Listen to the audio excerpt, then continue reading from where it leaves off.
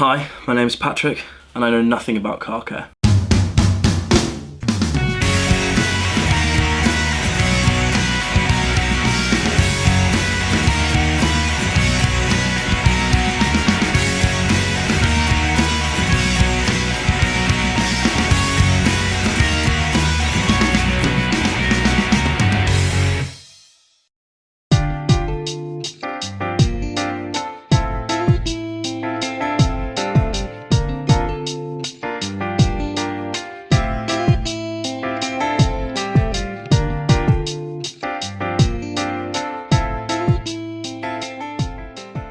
Hello and welcome back to another video. Welcome back to Detailing 101. This is the fifth take of trying to film this. Let's make sure it's a good one.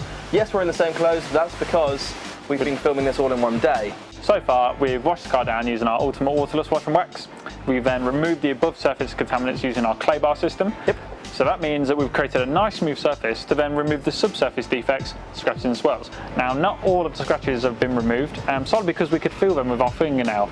Now, if your fingernail catches on a scratch, unfortunately it will need painting. But what we've done is we've started to really kind of get that paint looking a good, 70–80% better, which in an environment like this, if you can get the car looking awesome in our detailing bay, outside it's going to look awesome. So we used our ultimate compound. We did it by hand and by machine. You can see that in the previous video to see the different kind of finishes you get. Yep. But we overall decided that for us, doing it with a machine was more efficient and more time saving. So now we've revived the paint. We want to start refining it, and that's using ultimate polish. This is gorgeous. What we're really covering on here is the basics. And again, if you are well into your detailing and you know the basics of car care, maybe it's not the video for you. But if you are new to this, you're new to Meguiar's, you're new to our processes and products, this is going to be a great introduction to our different shampoos, different processes, and little things like 2-bucket method and grit guards. What's your best polish? That's a question we hear a lot at car shows. So what is your best polish? So for us, we need to find out what that person means by polish. It could mean scratch removal, it could mean protection. Yep. But for when Meguiar's talks about polish, when we talk about polish and what we want out of the polish, yep, it's gloss. So we want to enhance gloss. Now this car already looks good because we've compounded it. Yep. We want to make it even better. We want to give that rich, deep gloss shine. That's where we're going to use the ultimate polish. Absolutely. Let's crack on. Let's not talk any more in this intro because it is slowly starting to hurt me. If you're not already part of the Meguiar's UK YouTube channel, then hit that subscribe button, give this video a thumbs up, and stay tuned for what will be an exciting session on Detailing 101. So, ultimate polish. Is this a similar step to compounding? Not really, no. So the compounding is hard. It's not hard work, but it's doing the hard work. So what it's doing, it's exfoliating the skin of the surface, removing those hardened kind of scratches and swells. Whereas this, it's a bit more gentle. It's a bit more kind of like a. If I do this down camera, is that weird? So it's a moisturiser. It's moisturising the paint and giving it that rich, deep gloss. It's a pina colada. I've never been caught in the rain because I don't go out. Right. Looking at the paint, we've got it to a good, healthy point where we're happy with the revival. Yep. Now I want to talk about the refinement. So, again, we're going to use this with a machine. So because we've done the hard work, we want to make it as easy as possible, and using the polish with the machine is super easy. It's time efficient as well. Exactly that. So we're using it with our softer yellow pad, so we've gone from our kind of cutting pad, the firmer pad, to a kind of middle ground. Each time we step up in kind of process, we're going to use less products, less time, less effort. So it's win-win, yeah? Absolutely. So I'm still going to prime the pad with polish, but I'm just not going to use as much. We talked earlier about breaking up the surface area. Yeah. So when we were compounding, we kind of broke this into 4. Now because we're polishing, we can do more surface area because it's not working the surface as much. So we're going to do half the bonnet at a time. Okay. Tiny dots. As you can see, we're not really using a great deal. I know we've primed it beforehand, but we only do that the once. Again, cable over my shoulder. Stamp out the work area. So we're going to do this whole entire half. Set the speed to the slowest on the machine to spread the products. As we know, each process we've been priming the surface and the pad. So on here we've got waxing and polishing, 3/8 to 4/8. So I like to go in the middle of those. Okay. Again, we're going to do our hashtag polishing, left and right, up and down, start and stop the machine, always on the panel. And I just bit my tongue. Stop the machine. No pressure whatsoever. Because we're slowing the machine down, we can go quicker. Okay. Yeah.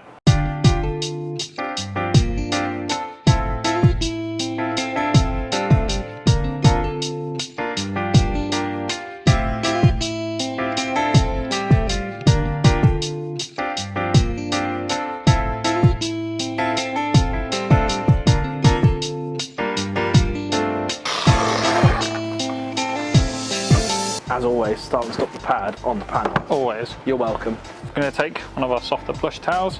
This is our finishing towel. Sometimes with polish, some people can leave it on the surface and let it harden. We really don't advise you to do that. It's not because you're just wasting your own time. As soon as you polish an area, just take it straight off. And it's the same with the compound. Yep, just take it straight off. Yep, the only time you ever let a product dry on the surface is when you're waxing. Oh wow, look at that. Oh, it's gorgeous. Yeah. So, 5 dots. 5 little dots. Over the shoulder. Stamp out where I'm gonna work.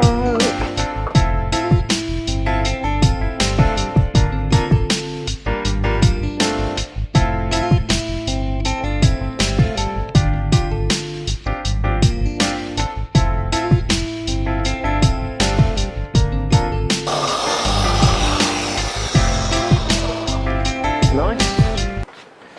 Thank you, Dale. And then take our finishing towel and wipe that baby off. Well, there's a big difference, isn't it, in terms of colour?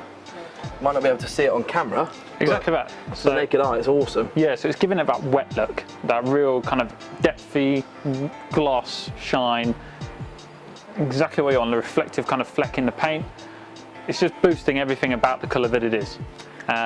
One important thing, I suppose now we're at the end of the process, if you ever polish a car, always be sure to wax it afterwards because it doesn't offer any protection whatsoever.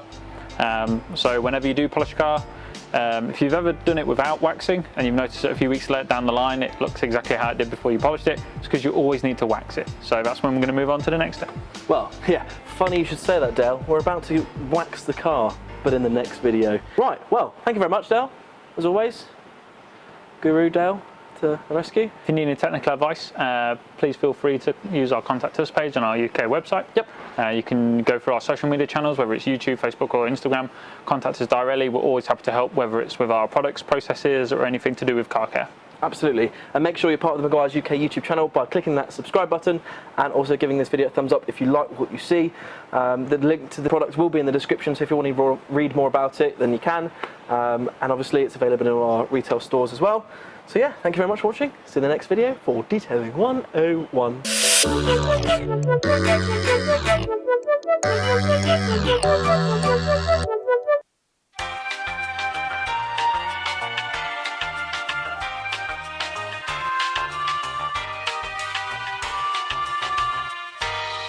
No. Was none of that marked up? No. Should we start again? Yep. Sake. It's okay. Should I do it? Just so Patrick doesn't want to talk anymore. So Patrick, the content creator, doesn't want to create content anymore, so I'm going to do it. I did a good job then. Yep. I might use some a bit on my really? What have we done so far, Dale? So far, we... No, it's brushed onto me. So far, that rich, deep gloss. It's a pina colada. As opposed in the rain. Sex on the beach. We won't use any. No, I don't know if we'll use it. This has really got. Oh God. That could be a again. One.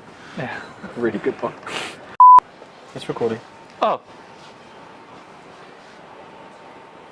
I don't like the way you hold this. Can we? Why? No. Can we?